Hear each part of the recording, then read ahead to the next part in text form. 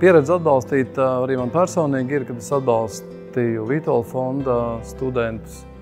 Un es esmu ļoti pateicīgs, ka no tiem cilvēkiem ir iznācis ļoti krietns cilvēks, labs cilvēks, speciālists ar labu karjeru.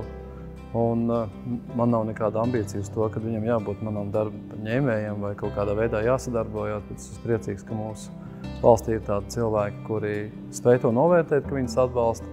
Es novēlu šim stipendijātam vai studentam novērtēt to iespēju iegūt kvalitatīvu izglītību, jo es saprotu, ka programma tiks bagātināta arī ar praktizējušiem pasniedzējiem vai pat arī ārvalstu pasniedzējiem. Un es novēlu saprast, ka vienmēr kādu var atbalstīt. Arī pats vienmēr var kādu atbalstīt, tikai tam ir jākļūst par tādu izpratnes parametru, ka to gribās darīt. Tur, kur mēs redzam, kad notiek lietas, kas ietekmē ne tikai mūsu, bet daudz citu cilvēku dzīves kvalitātes, mēs mēģinām atbalstīt.